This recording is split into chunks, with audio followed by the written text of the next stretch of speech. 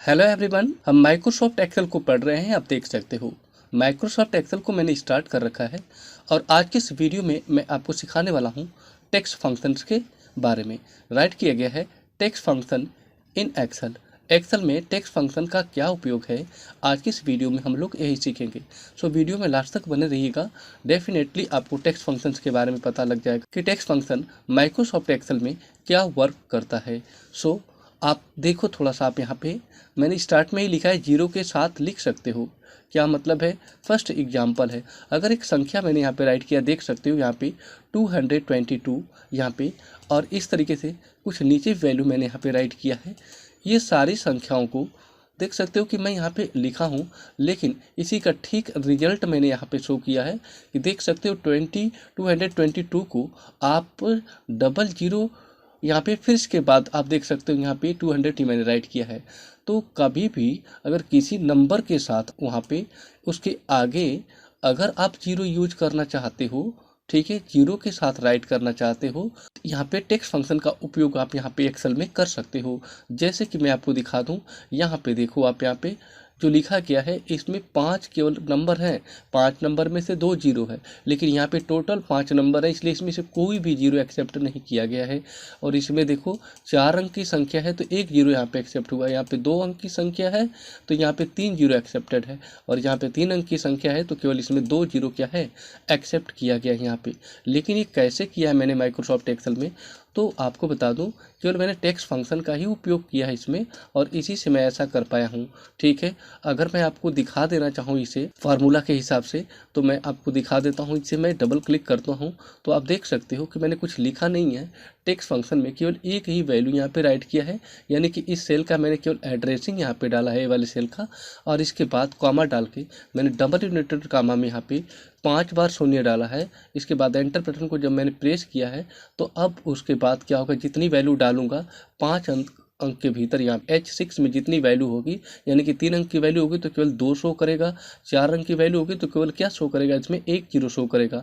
अगर आप 4 अंक की वैल्यू डालते हैं तो केवल 4, यहाँ पे 1 जीरो शो करेगा। अगर मान लीजिए कि केवल 2 अंक की वैल्यू डालते हैं तो उसमें कितना वैल्यू शो होगा, 3 जीरो उसके सामने क्या होगा, शो हो रहा होगा। तो देखो आप, यहाँ पे 3 अंक की वैल्यू है तो केवल 2 जीरो यहाँ पे देख सकते हो आप, यहाँ पे आया है। अब मैं इसको आपको थोड़ा सा प्रैक्टिकली करके दिखा देता हूँ एक बार, जिससे आपको सही यहाँ पे क्या हो जाए, पता लग जाए। जैसे फॉर एग्जांपल मैं कहूँ कि यहाँ पे मैंने किया, कुछ नंबर यहाँ पे राइट कर लिया है। अब ध्यान दीजिए आप, यहाँ पे अगर मैं टेक्स्ट फंक्शन का उपयोग यहाँ पे करता हूँ, ओके, तो मैं लिखूँगा यहाँ पे इक्वल साइन, इसके बाद मैं लिख देता हूँ यहाँ पे टेक्स्ट। ऐसे टेक्स्ट राइट करने के बाद ब्रैकेट को जब मैं स्टार्ट करता हूँ यहाँ पे, तो आप देखो यहाँ पे इसने वैल्यू पूछा और फॉर्मेट पूछ रहा है। ठीक है, एक प्रकार की टेक्स्ट फॉर्मेटिंग ही है आपकी ये। ठीक है, जस्ट आपको इस सेल का एड्रेस यहाँ पे दे देना है, इसके बाद कॉमा लगाना है आपको, और डबल इंटेड कॉमा में आप जितना जीरो उस वैल्यू के साथ दिखाना चाहते हो।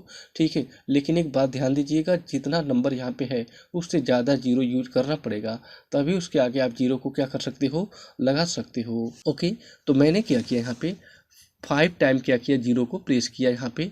तो अब क्या हुआ, 4 वैल्यू होगी तो केवल यहाँ पे 5 टाइम जीरो लगाने का मतलब 4 वैल्यू ये है और ये 5 है, तो केवल एक जीरो यहाँ पे एक्सेप्ट किया जाएगा। अदरवाइज अगर मैं 6 कर दूँ तो अभी कितना जीरो आपको दिखेगा, 2 जीरो दिखेगा।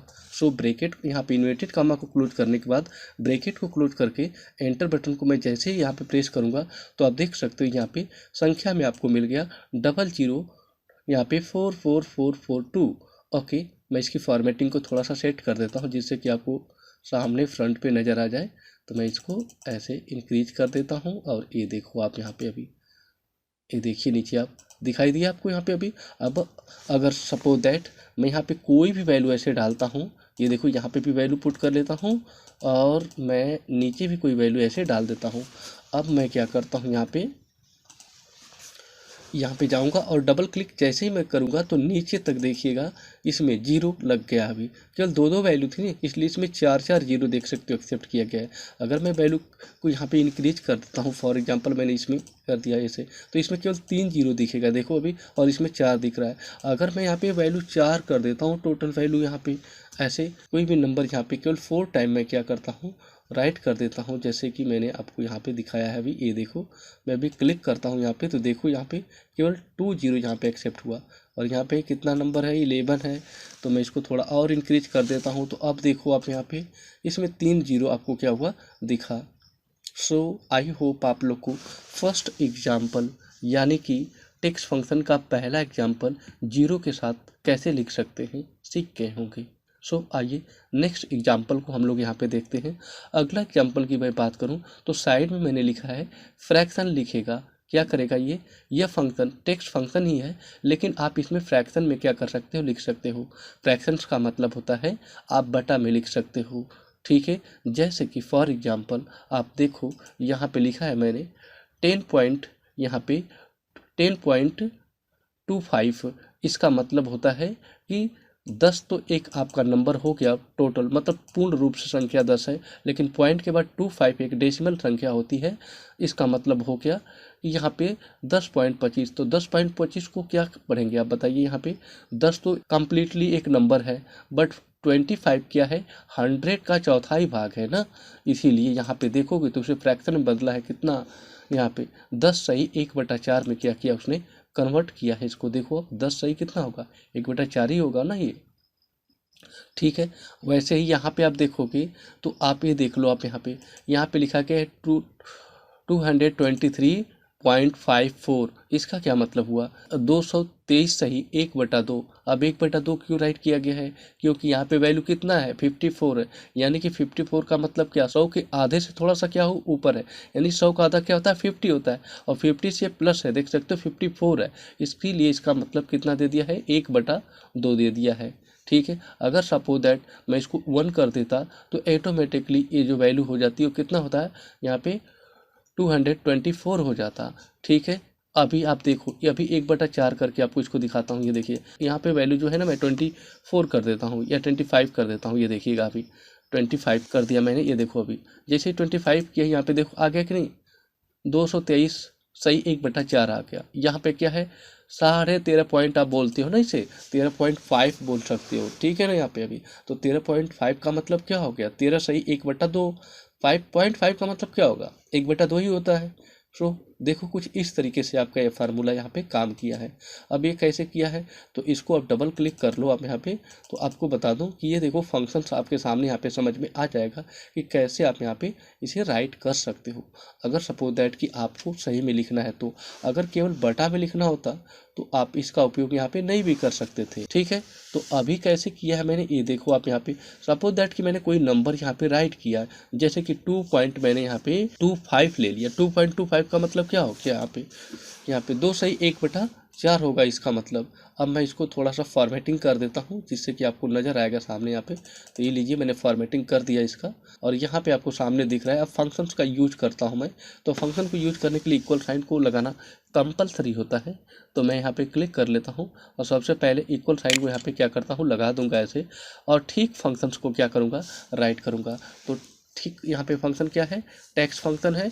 ब्रैकेट को करोगे आप स्टार्ट, और ध्यान दीजिए आपको यहाँ पे इस सेल का केवल एड्रेस देना है, कॉमा देना है आपको यहाँ पे। अभी कॉमा देने के बाद डबल इंटरेट कॉमा को स्टार्ट करोगे आप, यहाँ पे क्या लिखना है आपको, यहाँ पे एच का साइन यहाँ पे राइट कर लेना है, और इसके बाद फिर आपको यहाँ पे राइट करना है कुछ इस तरीके से इस फॉर्मेट में, और इसके बाद यहाँ पे बटा का साइन लगा के फिर इसी को राइट करना है आपको यहाँ पे अभी।